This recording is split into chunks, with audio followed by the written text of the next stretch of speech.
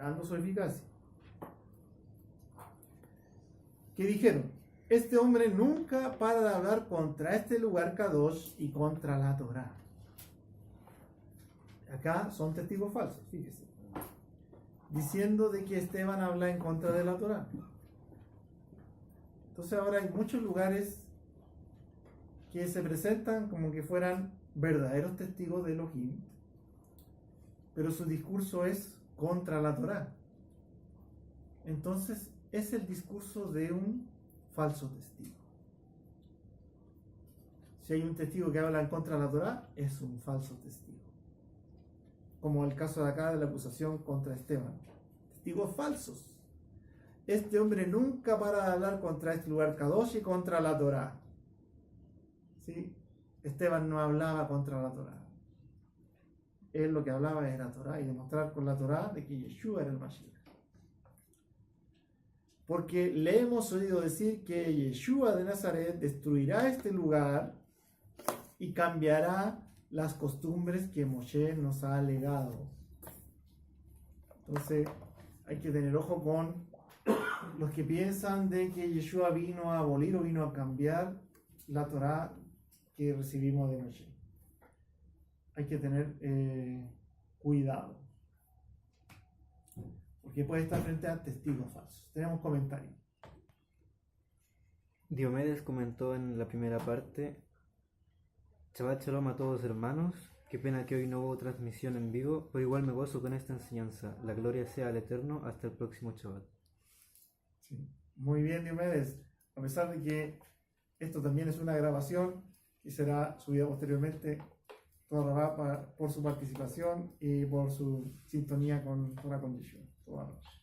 Sí, y bueno, lo mismo aplica a Yeshua. Si una persona enseña que Yeshua vino a abolir la Torá, en el fondo lo que se está haciendo es levantando una calumnia y dando un falso testimonio de él. Claro. Entonces así es delicado es.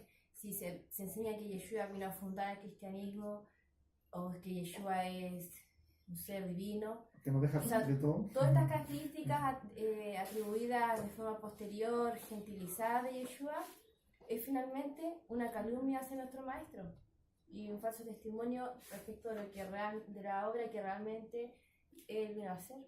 Claro. Están alterando su mensaje. Es grave. Todos los que estaban sentados en el Sanedrín pusieron su mirada fijamente en Sefania o Esteban y vieron que su rostro lucía como el rostro de un malaj. Bueno, ahí finalmente lo sentencian a hacer la vida. Sí, estamos en verso 21.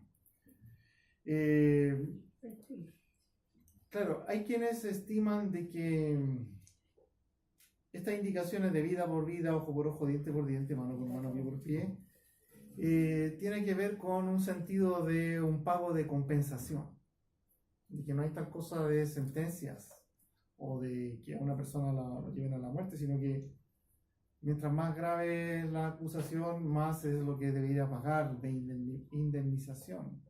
Las personas lo ven como un tema monetario solamente, un tema compensatorio. Sí, hay que tener cuidado con ese enfoque porque claramente si una persona falsamente pretende que otro sea sentenciado a muerte, es evidente que eso no puede ser compensado monetariamente porque está la vida de esa persona en riesgo. No hay ningún valor monetario que lo vaya a compensar esa vida. Sí.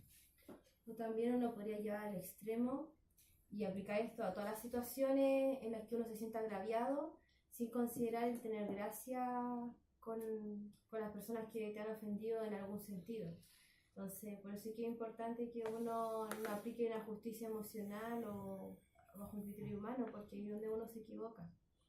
Claro, sí, no hay que perder de vista también que detrás de estas sentencias hay una autoridad, hay jueces detrás que son temerosos del cielo y los Kohanim también, y que pretenden actuar y deliberar todo con buena información, con investigar el caso y en base a eso establecer una sana sentencia.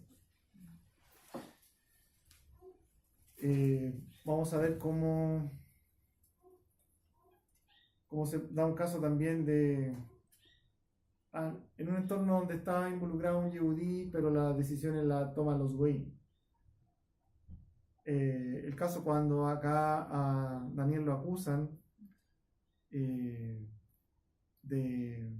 desobedecer las órdenes del rey y lo sentencian a ser arrojado al foso de los leones. Frente al pesar del rey, pero era la legislación que él había establecido. Entonces le obligaron a generar esa ley de que nadie podía orar a sus deidades en ese periodo, me parece, de 30 días. Y sorprendieron a Daniel orando de todas formas 3 veces al día y lo acusan para procurar su mal. Entonces acá vamos a ver Daniel 6, 23 y 24, que dice: el rey estaba muy alegre por él, ordenó que Daniel fuera sacado del pozo. Es decir, acá había ocurrido un milagro. Arrojaron a Daniel al foso de los leones y al día siguiente van a ver y Daniel seguía intacto, sano. Los malach de Elohim lo habían resguardado, ¿cierto? Y como ocurrió esa situación milagrosa, bueno, da testimonio de que él era inocente, ¿cierto? Lo sacan. Así Daniel fue sacado del pozo, fue encontrado sin daño alguno. Aquí estamos viendo un caso de personas que pretenden ese mal sabiendo que esa era la sentencia. Entonces, ¿qué es lo que amerita si se le aplicara el mismo caso a ellos? Bueno, acá se da algo similar. Daniel fue sacado del pozo, que fue encontrado sin daño alguno, porque él creyó en su Elohim. Entonces el rey ordenó, de todas maneras es un rey goí, y ellos trajeron a aquellos hombres que habían acusado a Daniel y los echaron al pozo de los leones, a ellos, sus hijos y a sus esposas. Bueno, aquí no fue solo a ellos, sino que también incluyeron a sus familias.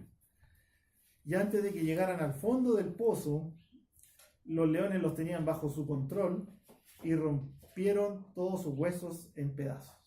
Entonces la fuerza que tienen los leones de la parte de la mandíbula es muy poderosa del león, es una carga enorme. Entonces los trituraron ahí, apenas traen y caían ya en el aire y lo agarran. Entonces eso también exalta el milagro para con Daniel, porque no fue una coincidencia, una casualidad de que él se haya preservado. Fue un milagro.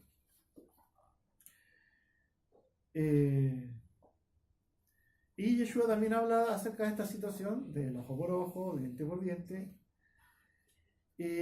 Matías 5, 38 y 39, él nos dice: de nuevo ustedes han oído lo que se dice en la Torá: ojo por ojo, diente por diente. Y yo les digo, no paguen mal por mal. Entonces no está en nuestras manos el tomar nuestra justicia. O sea, no tomar la justicia en nuestras manos. No porque alguien te hace algo, tú le vas a hacer lo mismo. No es ese el enfoque de lo que dice la Torá. Eso es tomar en un mal contexto la Torá. Sino al que te golpee en la mejilla derecha, preséntale la izquierda. Y ahí después continúa el texto, dice: el que te obligue a llevar una milla, ve con el 2, y el que quiera tomar tu manto, dale también la capa. Es decir, no entres en conflictos, no seas conflictivo, sino que vive en shalom, no te hagas problemas por ese tipo de cosas, que dejar todo finalmente en las manos de Elohim para que Él lo resuelva. En las situaciones relacionadas con el prójimo y tú, cuando se dan esa situación de relaciones. Sí, porque quizás ya muchos ya estaban tomando el tema por sus manos, por su cuenta. En Vallecra 24, 17 al 21 nos refuerza estos sentidos de Barín. El hombre que hiera de muerte a otro hombre será muerto irremisiblemente. El que mate a algún animal lo restituirá animal por animal. ¿Sí? Si alguien cava un pozo y cae el animal del vecino en tu pozo y muere, bueno, tú tienes que restituir. O sea, es lo justo, la restitución en ese caso. El que cause lesión a su prójimo, según hizo, así le será hecho. ¿Cuál es el sentido de todas estas indicaciones que hay en la Torá de ojo por ojo, diente por diente? Es que tú dejes de hacerle daño a tu hermano o a tu prójimo. Tú no pretendas hacerle el mal porque eso te puede ocurrir a ti. Ponte en su lugar. Eso lo está indicando acá atrás.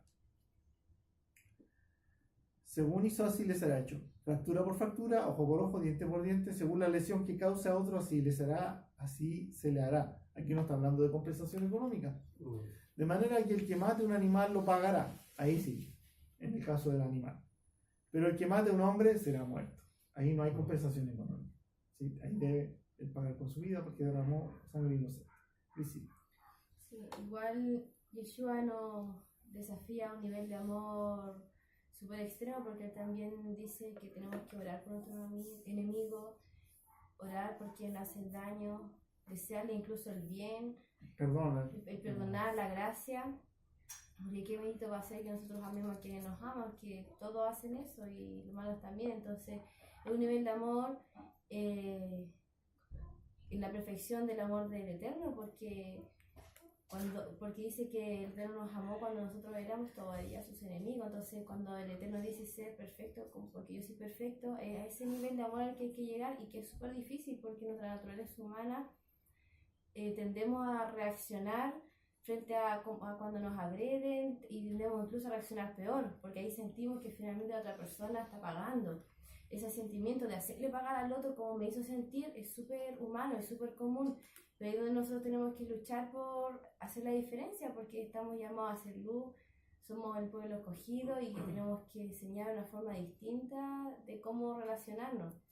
Y bueno, y ese fue finalmente el rol de Yeshua también, a profundizar a lo que realmente Eterno buscaba en el espíritu de la Torah, que nosotros lográramos esa relación con el prójimo como con nosotros mismos. O sea, que eso es lo que significa finalmente amar a tu prójimo como a ti mismo. O sea, si tú cometes un error, esperarías gracia, entonces tú también tienes que tener gracia con el que comete ese error contigo. Y eso yo creo que es lo desafiante. Muy cierto, porque el Eterno con estas restricciones que indica acá de Barín, del daño hacia el otro, lo que quiere es que tú te contengas de hacerle el mal y al contrario, procures hacer el bien a los demás. Omar. Sí, me acordaba que cuando nuestros enemigos quieren hacernos el mal, que no actúan igual que el pueblo, sino buscan el mal.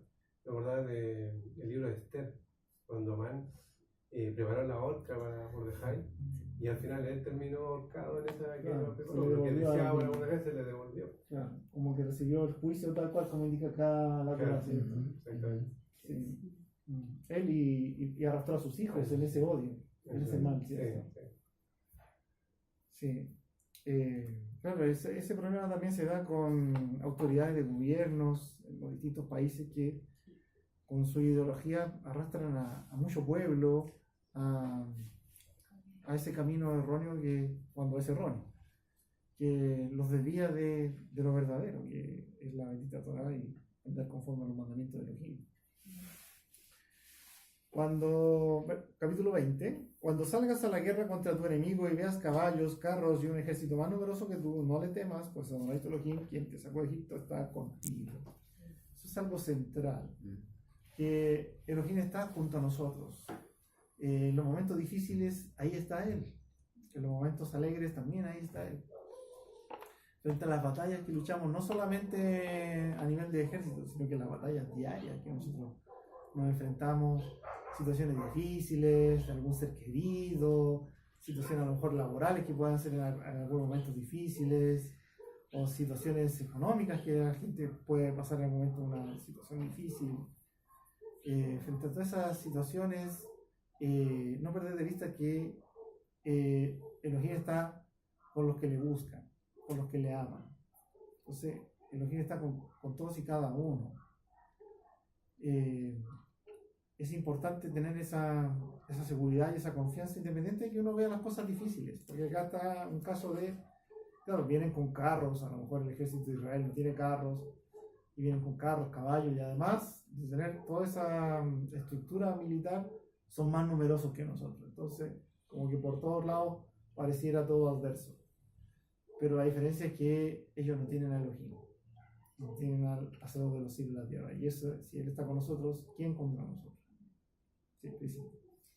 Sí, Sí, en algún pasaje la Virgen Echá dice que el verdadero amor echa fuera el temor. Entonces, y en otra parte Shaul dice que le gustaría que nosotros pudiéramos entender cuán alto, ancho y profundo es el amor del Eterno. Entonces, si uno lograra entenderlo de esa manera, quizá en su día a día no tendría tanta inseguridad y tantos temores frente a la adversidad, frente al futuro, o todas las dificultades que puede estar pasando, porque así, pues, o sea, el verdadero amor echa fuera todo ese miedo. Entonces creo que es un aspecto en el que uno tiene que trabajar, de llegar a comprender que el amor del Eterno es algo inconmensurable.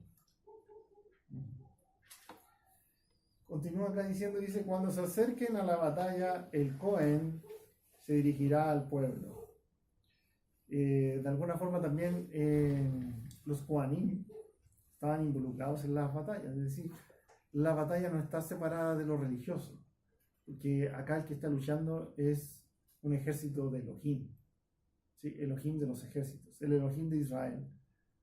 Entonces Elohim es el que pelea nuestras batallas. Se dirigirá al pueblo y le dirá, es decir, unas palabras de motivación y de fortaleza para el pueblo que son necesarias. Las palabras también nos alimentan, las verdaderas, pueden ser muy fuertes. Y le dirá, escucha Israel, Shema Israel, ustedes están por entrar hoy en batalla contra sus enemigos. No se desanimen, no les tengan miedo. No caigan en pánico ni se quiebren por ellos. Pues Adonai su Elohim es quien los acompaña para luchar por ustedes, no dice junto a ustedes, sino que por ustedes, contra sus enemigos para protegerlos. Además hay protección, cobertura. Sí, y en ese sentido de que Él está con nosotros, de que Él nos resguarda, podemos citar acá el Tehilim 144, 1 y 2, que dice, bendito sea Adonai mi roca, que adiestra mis manos para la guerra. Sí, la preparación y la fortaleza viene de Él. Y mis dedos para la batalla. Hasta los más mínimos detalles se preocupa. Misericordia mía y fortaleza mía, mi baluarte y mi libertador, escudo mío, en quien me he refugiado, el que sujeta a mi pueblo debajo de mí. Qué maravilla. Y dice Romanos 8:37, dice, al contrario, en todas estas cosas somos más que victoriosos por medio del que nos amó. Es la confianza en que somos vencedores si estamos con el Adón Yeshua, el enviado de Adonai. Sí, Omar. Sí, vemos aquí claramente que el Eterno envía a los Cohen para que le den una palabra de ánimo, de seguridad, de tranquilidad, de confianza al ejército que va a pelear. Y vemos que está totalmente ajeno a lo que en otros contextos religiosos históricos los sacerdotes bendecían las armas antes de ir a la guerra. Entonces ponían la confianza en las armas, que tan grande era el tanque, que tan dura era la espada, que tanto filo tenía la espada, y vemos que no se refleja eso con respecto a lo que pide Adonai. Claro, porque son en otros contextos. En otros contextos. Claro, continúa acá el verso 5, dice, luego los oficiales labrarán al pueblo, diciendo, también están ahí los oficiales, otras traducciones hablan de los policías, ¿se recuerdan? Alguien construyó una casa nueva y aún no la estrenó, que vuelva a su casa para que no muera en batalla y otro hombre la estrene. Momento, alguien podría decir, oye, ¿qué está pasando? Si esa persona se devuelve es un hombre menos en el ejército. Y además, si el adversario son más numerosos, estamos disminuyendo el número de nuestro ejército. Entonces, ¿qué significa todo esto entonces? Pareciera locura. Se está diciendo el que no ha estrenado la casa que se vaya, porque a pesar de que somos tan pocos y vamos a ser menos, y tenemos un ejército más grande al frente, ¿qué está pasando? ¿Cuál es el sentimiento de lo que se quiere transmitir aquí? Que la confianza no está en los números, no está en cuántos sean ustedes en el ejército.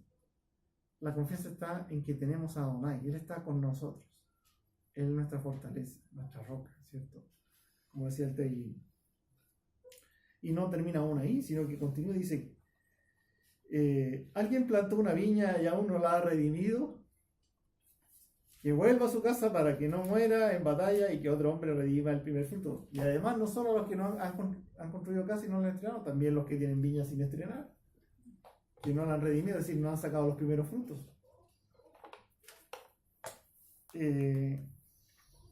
Continúa acá el verso 7. Alguien está comprometido en matrimonio y aún no se casó, y más encima este otro caso, los que están comprometidos y no se han unido con su mujer, con su esposa, no se ha casado. Que vuelva a su casa para que no muera en batalla y que otro hombre se case con ella. Sería triste que, claro, él ahí dio los primeros pasos de compromiso y va a quedar inconcluso. Entonces, también nos aporta y nos habla del factor humano que tiene el ejército de Israel. Y eso se ve hasta estos días. El ejército de Israel, cuando va a destruir alguna instalación de Hamas, primero lanza un aviso o panfletos, salgan de aquel lugar, o lanza un cohete con humo, primero para que no hayan habitantes en el lugar que va a destruir, como esa emisora de televisión que Al Jazeera, que me parece que hace un breve tiempo atrás la destruyeron, el ejército de Israel, por esta oleada indiscriminada de misiles que lanzaron desde Gaza. Más de 400 misiles lanzaron en ese par de días.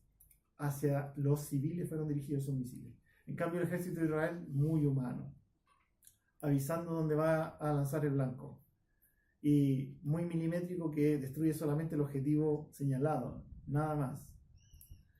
Entonces, también la preocupación por los pequeños cuando cruzan las fronteras, el ejército de Israel muy pendiente, colaborando con personas en Siria, haciendo ciertas misiones de rescate, misiones humanitarias, el ejército de Israel. Muy destacado siempre en todos estos aspectos, muy humano, el ejército más humano que puede existir. ¿Por qué? Porque nosotros somos los que tenemos la Torá. Entonces los oficiales se dirigirán nuevamente al pueblo y dirán, y eso no termina ahí, de los que pueden retirarse y volver. Dice, alguien tiene miedo o está desanimado, es decir, no tiene ganas de ir a la batalla o le da mucho susto a esos carros que tiene tan numerosos el enemigo y está tiritando ahí lleno de miedo. Bueno, que vuelva a su casa para evitar que su cobardía desanime a sus compañeros. Y eso es algo real.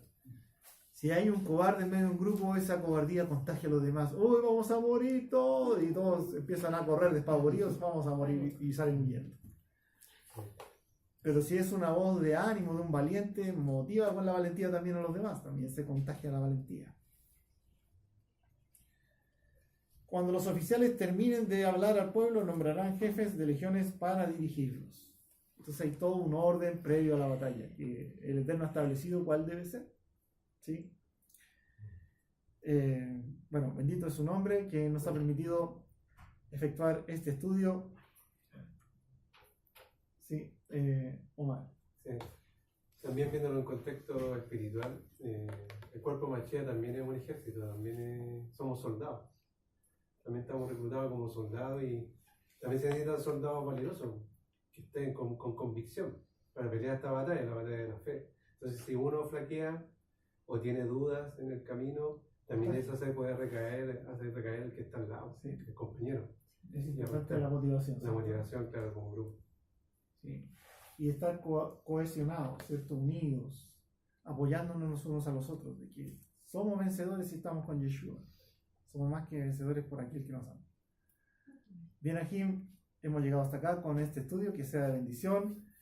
Lamentamos no haber podido efectuar este estudio en vivo porque hubieron problemas técnicos de la plataforma YouTube.